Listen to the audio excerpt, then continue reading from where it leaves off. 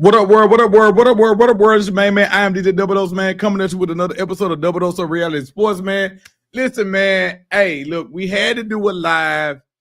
We was gonna do it Saturday night, but the game ended late. So you know what we say? You know what? We'll just go ahead and give it to the people on Monday night. I know it's a little late, a little early, but it's all good, man. Welcome to Double Dose of Reality Sports, man. Listen, man. We sipping on us a good old-fashioned homemade style. Little Uncle Nearest in the bourbon. But let's get started on what the show is about. Georgia, please, if there are any Georgia fans, please come to the front of the congregation because we need to have a chat. We need to have a chat. Now, I get it. I fully 100% understand that your coach has won multiple national championships. I get that. I do. But at what point do we start to have the conversation about Kirby choking every time he faces Alabama? I mean, at what point are we going to have this conversation? No time better than the present. Because the thing to me is this. For the last 2 years, Georgia has had the better team. For the last 2 years, there's been no Nick Saban. And for the last 2 years, Kirby has done Kirby fucking things. I know this one probably is not going to be monetized because we're going to do some cussing on this bitch. But the point is, when you walk into the matchup and you say to yourself, okay, look, everybody saw what happened with Alabama week 1 against Florida State. Is what it is. Some say Alabama's a different team. Hey, at this point, I can't disagree with you. Maybe they are a different team. But you know the one constant thing that we cannot say is that Georgia is a different team versus Alabama.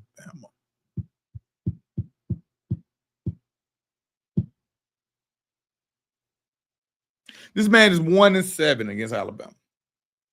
And it's not a 1-7 where you're like, oh, man, they're close. Oh, man, they're going to figure it out. It's a 1-7 that could easily be an 0-8 if Jameson Williams doesn't tear his ACL in the game. So you're talking about since this man has been at the University of Georgia, he's been not able to accomplish one thing multiple times, which was beat Alabama. And when you look at this game and you look at the matchup and you say to yourself, okay, you know what?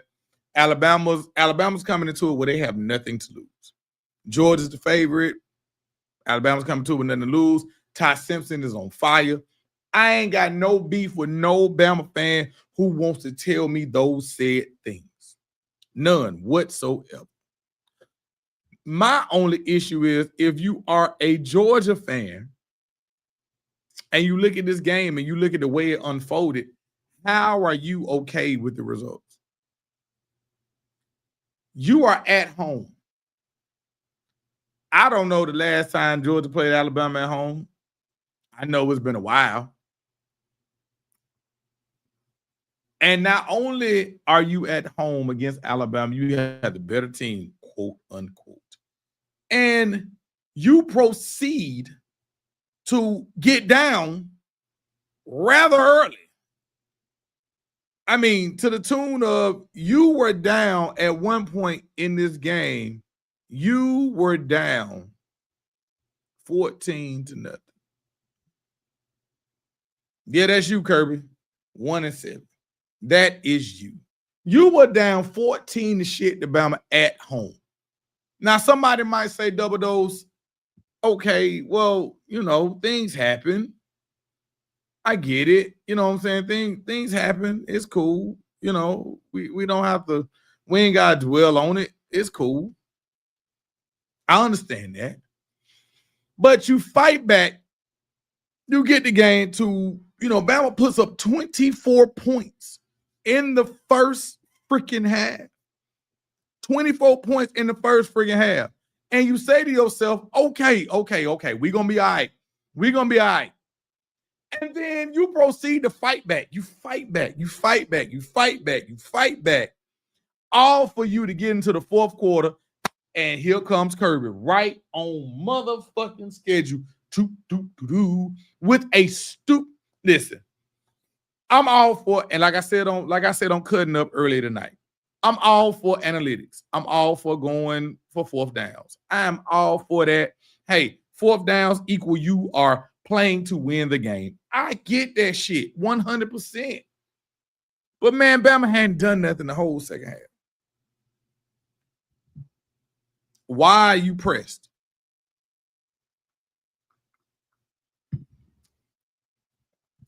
At that stage in the game, why are you so pressed? I'm trying to figure out why are you so pressed? Because you are so pressed that not only do you go for it, which I guess basically analytics tell you to go for it, you choose to go to not Frazier, not Bowens, the person that's been gashing them all night.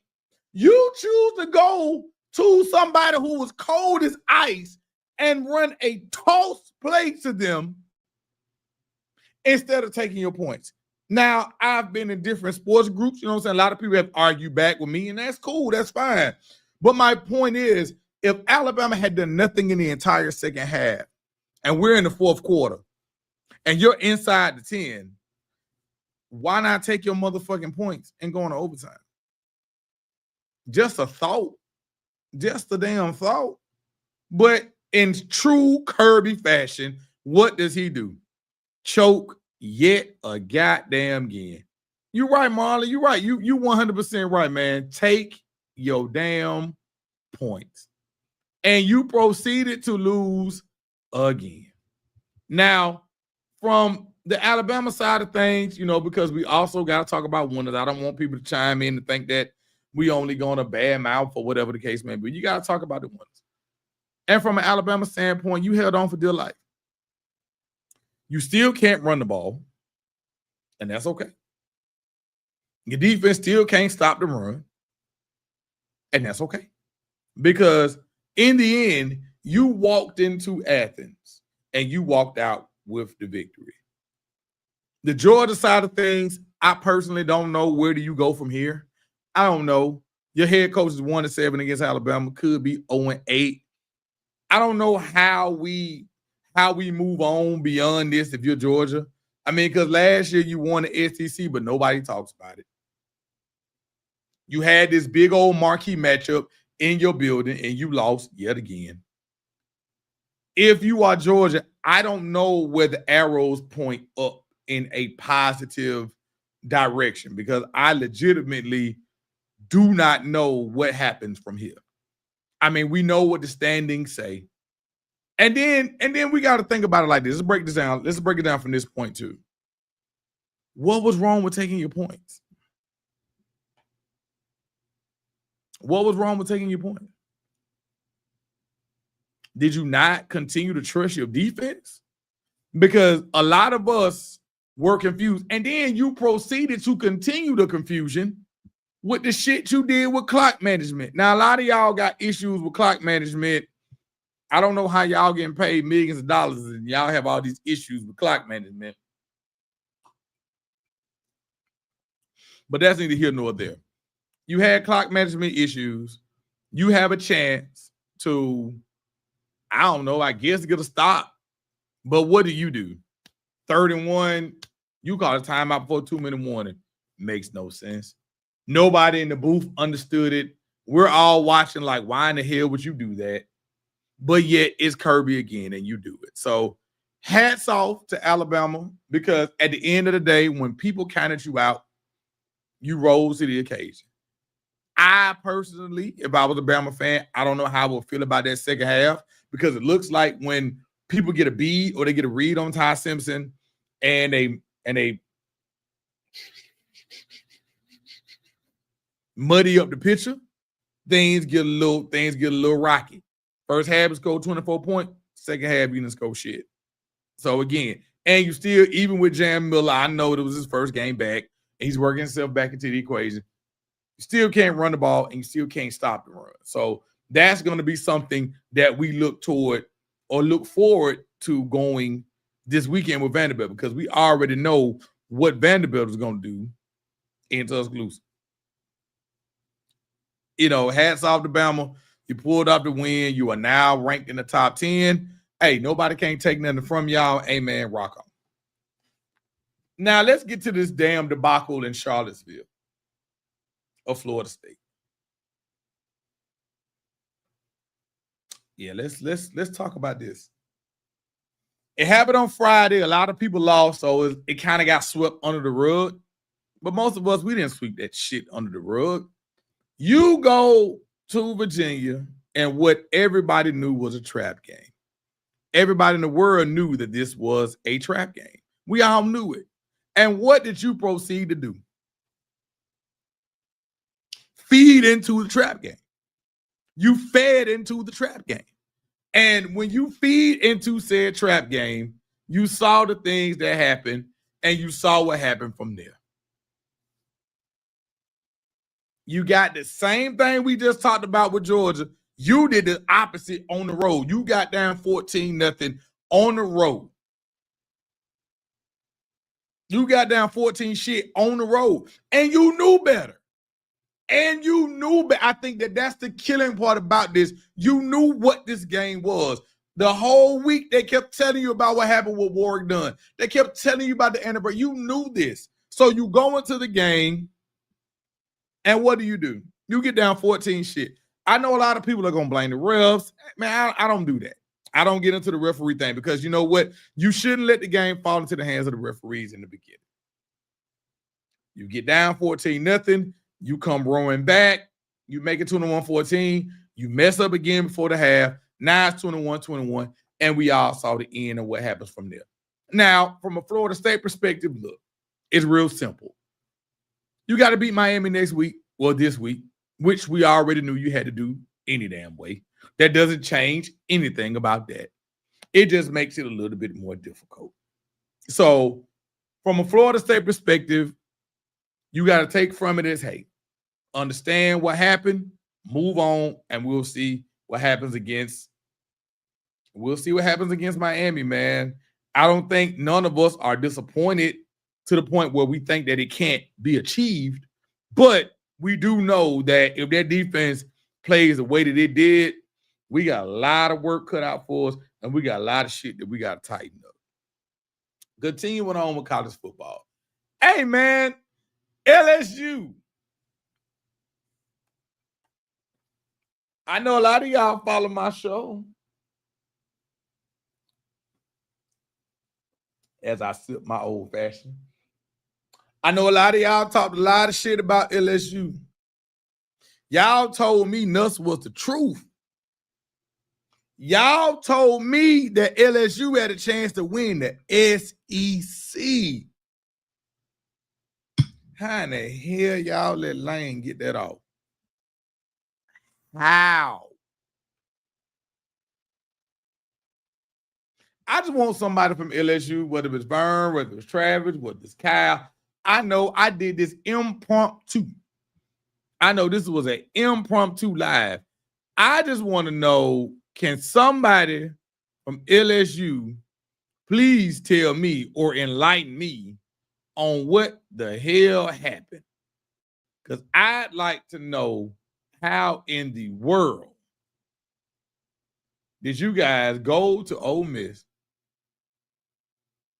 and not show up? People told me that LSU was the truth.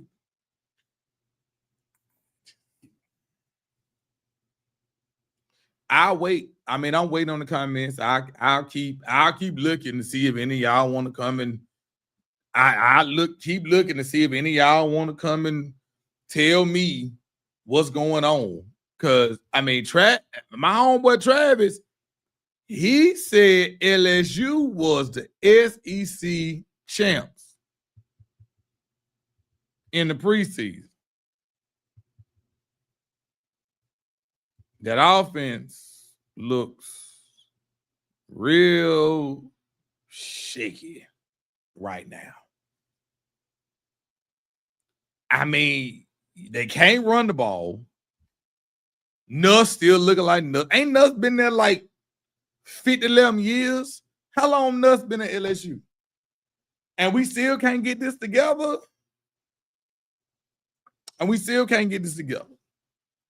I'm going to wait because I'm going to let some of y'all come back. So I'm going to go to Penn State. Then we'll come back if any of my LSU folks decide they want to, you know, they want to chime in and tell me what's going on, because I'm trying to figure out what the hell happened. You know, on the Penn State side of things, as we move on to Penn State, I know that's not a real big thing down here in the South. A lot of people that follow my content, I know a lot of y'all don't really watch the Big Ten like that. So, I mean, that's cool. From the Penn State side of things, Franklin lost again. What else is there to say? Franklin lost another big game.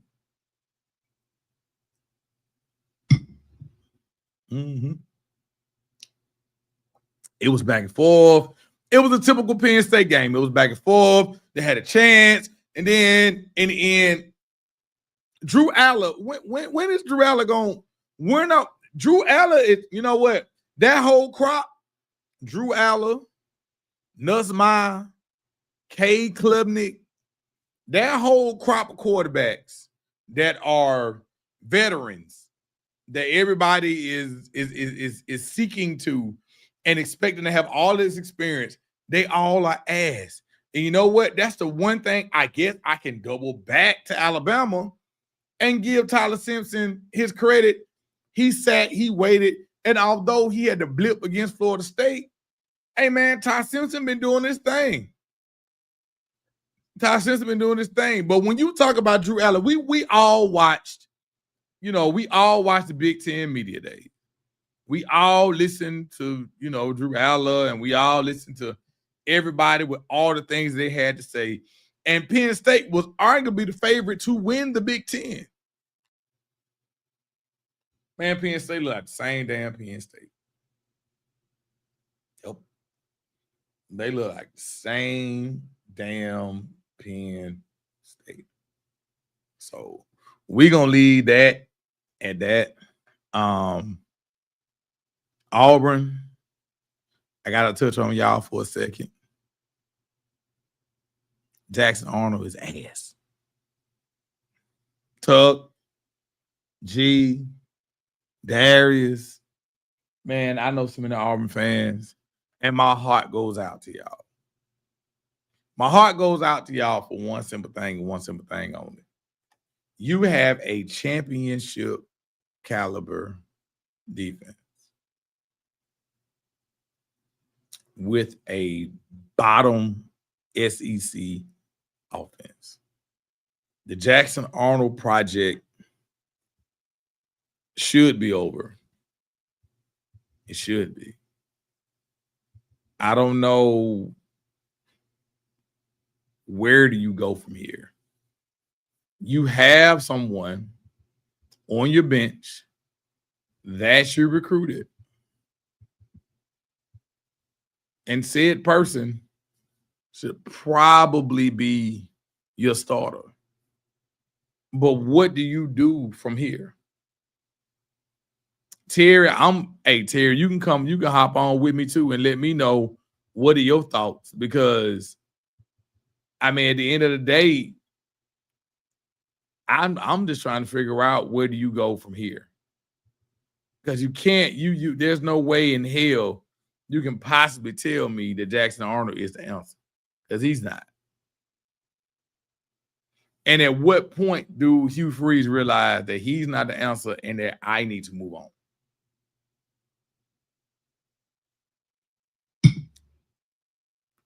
You got a bye week this week. Beyond that, you got Georgia. So if you are an Auburn fan, chime in and tell me, what do you do from here? Because your defense is playing their ass off, but your offense can't do absolutely nothing. How many weeks in a row are we going to continue to watch this same movie? How long are we going to continue as an Auburn fan? How long are we going to continue to watch the same movie? Because usually when you watch the same movie over and over again, you cut it off. I'm just saying. So before I get out of here, I just want to say, college football is fluid. We got a lot of big time matchups coming up this week. What does Alabama do against Vanderbilt is going to be a big question. Because again, we know that they cannot stop the run.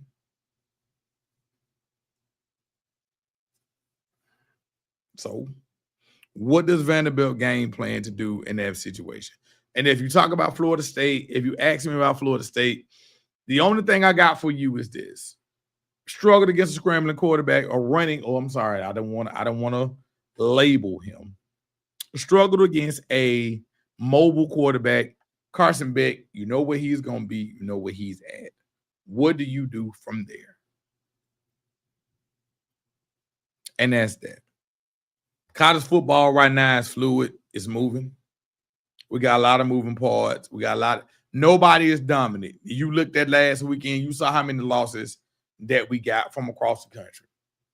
I mean, there were a lot of people that took L's last week. So, I don't want to hold y'all no longer than I have to. But just know, I feel like Saturday night we're going to go live. I got a lot of responses from a lot of people that hit me up. So we're going to have some more guesses this week. Probably we're going to do a little prediction type situation either Thursday or Friday night. And, I just want to say, man, look, all the love and support I got from what happened to me this week, having a little vasectomy or whatever. Hey, man, black man, continue to be responsible, man. You want no more kids, do what you got to do. And I'm going to leave it at that. That's the PSA. If you want to be responsible as a black man, do what you got to do. Don't be sitting around here having babies in your mid-40s if that ain't what you want. So we'll be back later on this week. Probably have a guest or two. Live, laugh, and love, man. Live your life to the fullest. Love on the people that love you back and find you something to laugh at each and every day. Thank y'all for all the support, man. We're going to continue to rock. We're going to continue to do more lives. And I'm out.